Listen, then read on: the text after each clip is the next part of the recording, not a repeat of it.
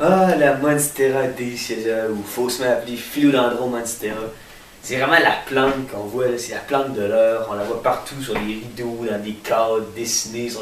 C'est un design qui est très très à la mode, la grosse feuille, le feuillage surdimensionné, les racines aériennes, les trous. C'est très graphique comme plante. C'est pour ça qu'on la voit beaucoup aujourd'hui.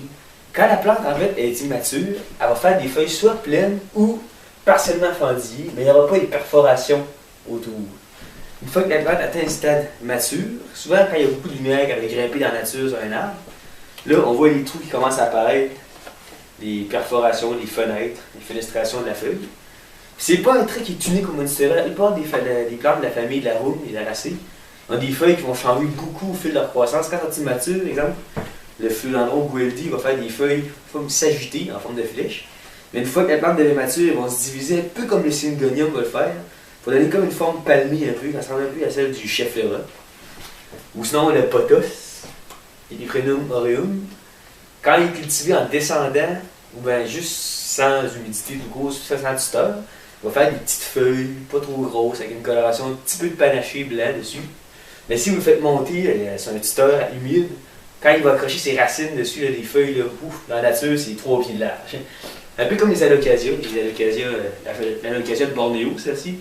Les immenses feuilles dans la nature qui peuvent atteindre quasiment 2 mètres. Vraiment spectaculaire. Puis la plupart des aracées ont ce comportement-là grimpeur.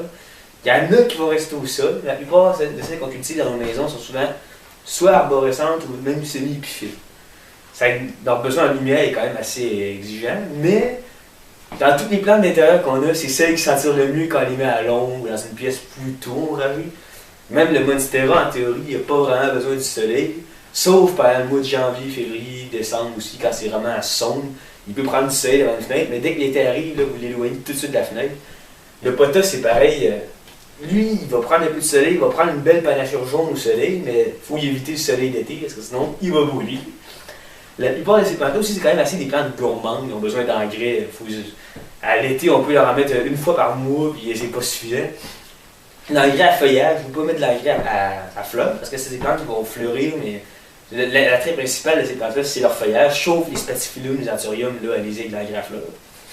Mais c'est vraiment des plantes faciles à entretenir à l'intérieur, ça pousse vite, on a des résultats faciles. Puis quand ils deviennent trop grosses, quand un monstera, exemple, des cyosia va toucher au plafond, on peut bouturer sa tête, la marcoter, l'enraciner, puis la replanter dans le sol, puis ça va faire une nouvelle plante. Vous pouvez jeter la plante mère ou bien la garder, puis vous allez avoir 2 plantes pour le prix d'une. C'est vraiment une famille payante. Puis il y en a comme l'alocasia, celle-ci ou celui-ci aussi. C'est des plantes qu'on peut même sortir dehors l'été, à les acclimater tranquillement au soleil, puis au plein soleil. Puis ça donne vraiment un effet spectaculaire, surtout quand le vin est dans les feuilles, on se croirait quasiment dans les tropiques. La famille des aracées, vraiment une superbe famille.